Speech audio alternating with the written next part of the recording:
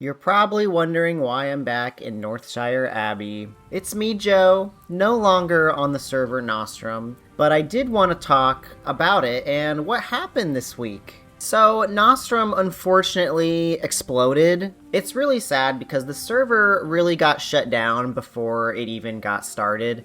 We were only on phase 2. Nostrum was supposed to be a server that would progress slowly to 60, and then eventually into TBC and Wrath of the Lich King. So we started with phase 1, which was 1 through 19, and then we were a little over halfway through phase 2, which was unlocked to 29.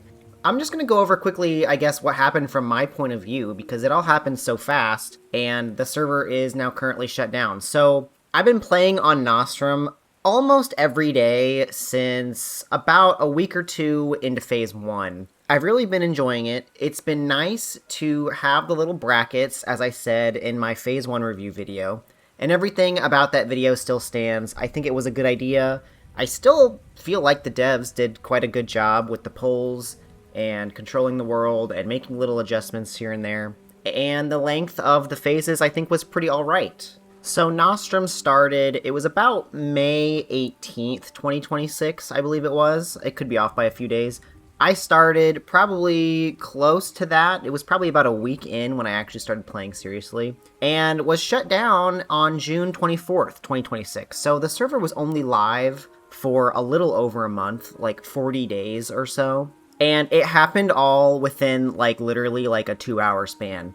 So I'm at work, I'm busy, I'm working. Every now and then, I'll just keep the general chat of the Nostrum Discord open just to kind of read and have a little thing to do while I'm working. And all of a sudden, we got a notification in the announcements channel saying that Nostrum was under a DDoS attack, a DDoS attack, which essentially is when someone tries to overload your servers, imitating, let's say, thousands of players coming online at once. So it really bogs it down and makes stuff not work. In layman's terms, that's what it is. It's overloading a server. A little after the DDoS attack, there was another announcement that Nostrum WoW had received a cease and desist letter. Now, when I saw that, my jaw dropped. I'm in the middle of my shift. I've been playing, at least an hour every night when I get home just to relax. And it's like, crap. This is happening the same thing that happened to Turtle WoW. No, the server's dead. Well, dang it, what am I gonna do? Because I've been planning my Phase 2 review. And not only planning the video, but I've just been having a good time playing. So that's pretty disappointing. So not too long later, maybe 20 minutes later, I don't know, I have my break, I go and sit down, I open up my phone, I'm gonna read the announcement, and the Discord is not there. The Discord got deleted. So now my jaw really dropped because when Turtle WoW was shut down, we had I don't know, a few months to prepare for the end and still play a little bit. And really, that's all there is to it. I mean, there was a DDoS attack, there was an alleged cease and desist letter, and then boom, the Discord was deleted and the server was shut down. Literally within, I don't know, 1 or 2 hours, it was gone. Here's the timeline. I get a text from my cousin at 4:38 p.m., rip Nostrum WoW, and by 4:57 p.m., I had responded back, Discord deleted, all within an hour, geez. I don't know, it happened so fast, that's what, 15 freaking minutes, 20 minutes? And the server's just gone, so it's kind of heartbreaking.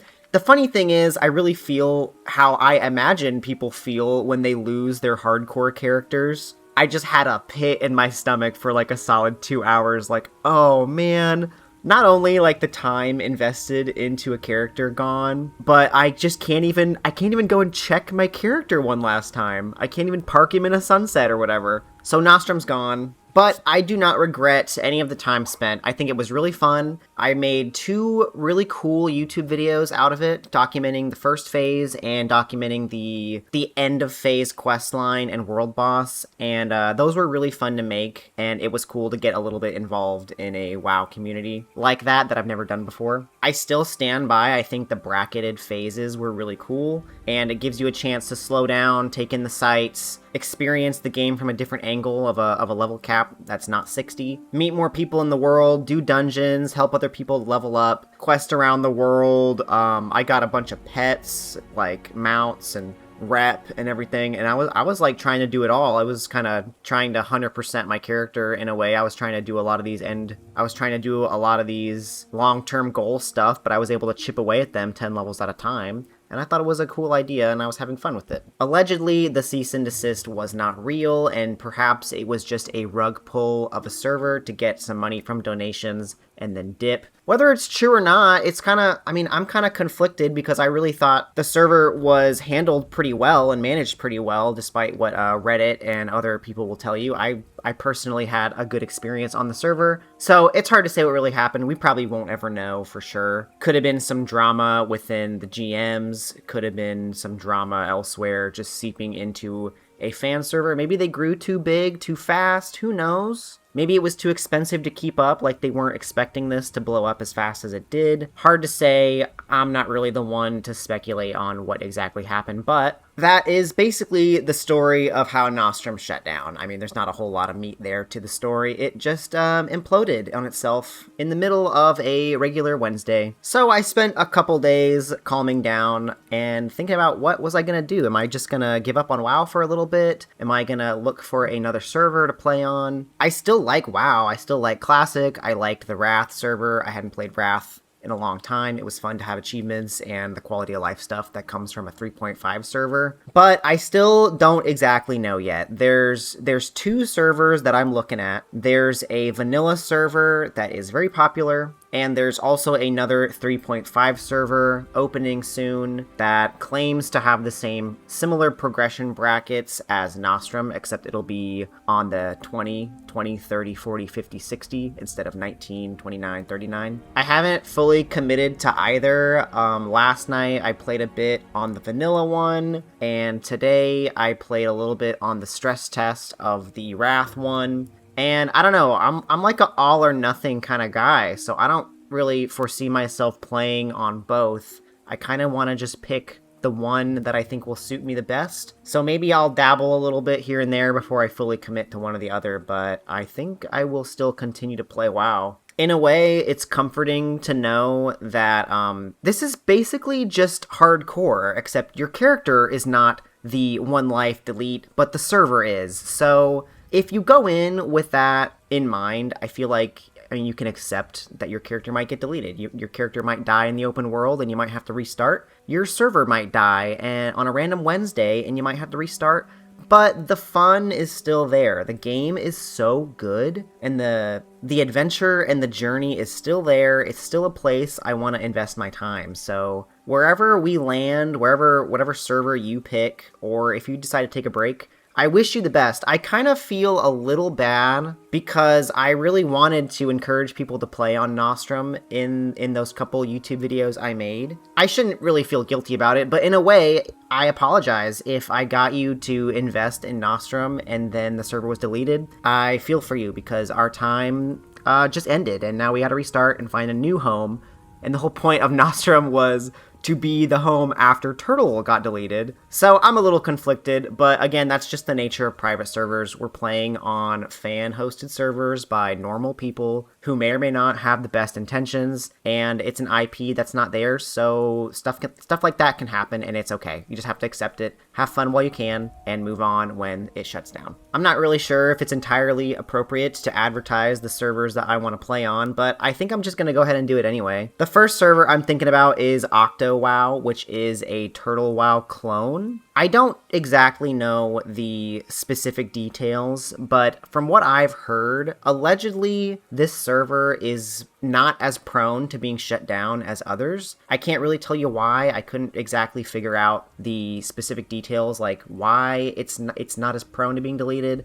Something about where it's hosted or how it's hosted makes it so it's not really shut downable for whatever reason. And the positives of OctoWoW are obviously the custom content that they have from Turtle, which is the Mysteries of Azeroth. It's essentially a vanilla expansion, so there's new areas, new quests, and it's on the vanilla patch 1.12. The other server I'm curious in is called Deviant Delight, which I just heard about this morning. There was a stress test today. It's probably ending by the time this video is up. But Deviant Delight advertises as a new Nostrum, which is going to be bracketed levels Wrath client, and what, like I said earlier, the 20, 30, 40, 50, 60 bracketing. My conflict, my inner conflict right now is I don't really care to level on a 1 through 20. Again, I literally just did that. But when it opens up to 1 to 30 or maybe 1 to 40, maybe I'll jump in then. And in the meantime, play a little bit of Octo and see how I like it. I'm not exactly sure, but those are my two ideas running around in my head. In the end, these are private servers. They can get shut down, your character can get deleted. If you go in accepting it, you're gonna be fine, you're gonna have fun, but don't expect these servers to be alive forever, I guess. Turtle WoW lasted, I think, 9 years, and the bigger they get, I feel like the more risk they have. So what do? Do you hang out on a lower pop server where you're not as big of a risk of getting shut down? Or do you go and hang out on a more medium or high pop server where it might be in the light and be seen and then maybe shut down, or more drama or people or crazy GMs or whatever? Hard to say. I think wherever you spend your time is up to you. Make sure you're enjoying like the journey, I think, is important. Like you're not expecting this to last forever. You're gonna have fun while you can and enjoy your time there. So I was pretty excited to be continuing with the Nostrum videos and giving my little reviews of each of the phases and then documenting the end phase events. I thought it was kind of fun to have a little bit of RP, like I was a reporter. And I have a couple ideas for stuff I could do on these other servers if it pans out. I thought it was really fun personally, and I would like to continue that, but I just need to let it rest for a week or two and see where exactly I want to invest my time. So wherever you end up playing, I hope you have fun. I'm Joe. Don't know what server I'm on yet, but I'll see you around in Azeroth, and hope you guys can stay strong in the private server scene. This is Joe. Take care. If you watched the end, thank you very much. I appreciate it. I did really quickly just want to go over some of the screenshots I took during my Phase 2 journey, since I won't be doing a review anymore. So firstly, when you hit level 20, every 10 levels there was going to be a gold reward. So they did mail you 1 gold in the mail for hitting level 20. And presumably this would have increased when hitting like 30 and 40 and so on. I was able to get the tiny crimson whelpling. As soon as I got like level 21 or so, I ran to wetlands to start grinding this thing out. My leveling journey in the phase 2 bracket was basically just grinding whelplings until I got the pet. I did a few dungeons, I believe, but mostly I was just here grinding. Got it, I was level 26, the XP was pretty good. I feel like it only took me like a few hours to get it, but we were able to get the tiger from the Night Elf rep and the Crimson Whelpling from the wetlands. During phase 2, I ran around the world and bought every vendor pet, except for like the Booty Bay parrot and stuff. There was a couple I missed, but I got the tree frog from Darkmoon Fair. And then on a priest alt that was undead, I went and got all of the horde vendor pets too. So the dragon hawks and the cockroach, prairie dog, and the snakes from Orgrimmar. I got all the horde pets and traded them to myself. I was tank for this phase, so I tanked like Razorfin and Black Fathom Deeps. I really enjoy tanking as a paladin with Consecrate finally. Did a little bit of PvP, just enough to get my honor pieces from the vendors there in Arathi now. I was a fan of the PvP. The way it worked was you queue in and it just transfers you to Horde or Alliance just so Battlegrounds like can actually queue faster. I thought that was a pretty good idea. Every now and then someone would recognize me. This was Tough Crab telling me he saw my video, was a banger. Thank you very much, Tough Crab. This was me during a little bit of leveling on my priest. It's the interactions like this where you just team up with a random guy and I had never done the undead quests before, so this guy was like walking me through and he was pretty good.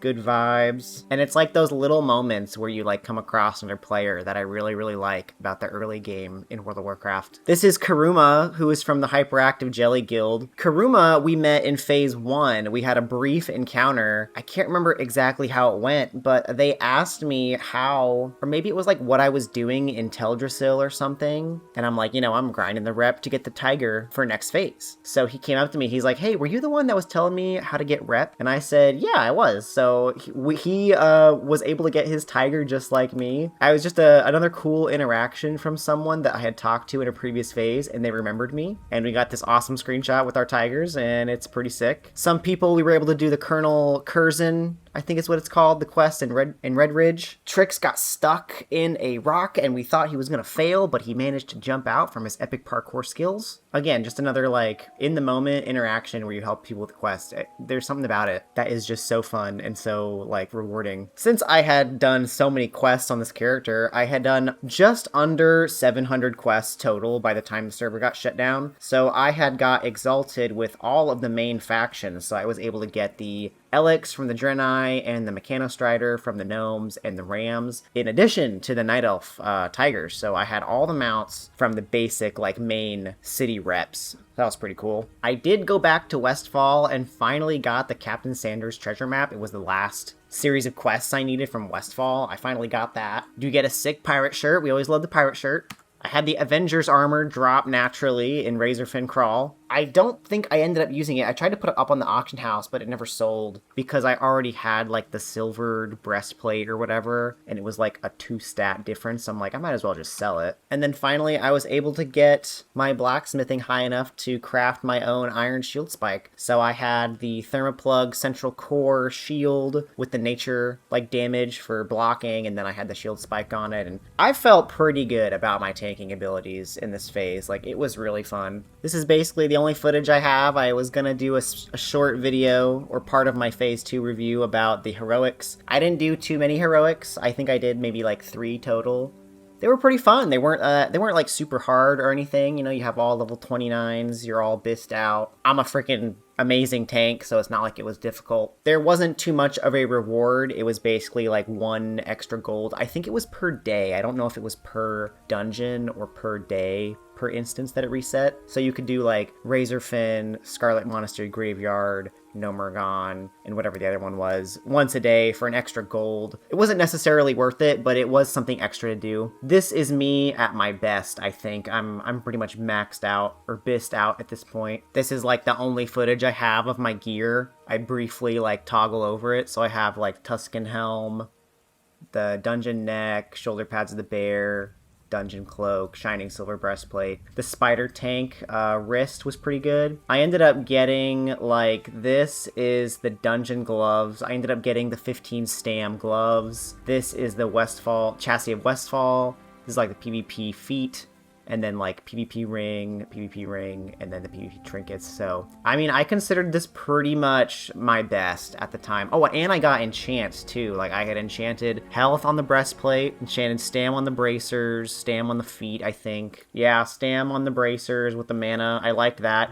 Cloth, but I felt like it was worth it for a paladin. And then, yeah, the PvP hands, PvP waist, Electrocutioner legs, sword. That's the one I used for tanking. And then I had the War Axe to whatever it was called from Razorfin. So yeah, that was my gear. I wanted to go over that really quick just to have the memory of what I had. I remember the enchants costing a lot. It was like maybe 15, 20 gold to get the weapon enchants for like the impact enchant and the stam and stuff. But I had plenty of money. I had probably 30, 40 gold, and that was not even including buying like 15 mounts and all the pets and stuff. So yeah, this is the last footage I have of Joe on Nostrum. We'll see where the world takes us, which servers are going to open up, and which servers are going to be cool. I'll probably try out a few, like I said. And, you know, the game will carry on. We'll see where our journey takes us next. I've been Joe. See you on the next one.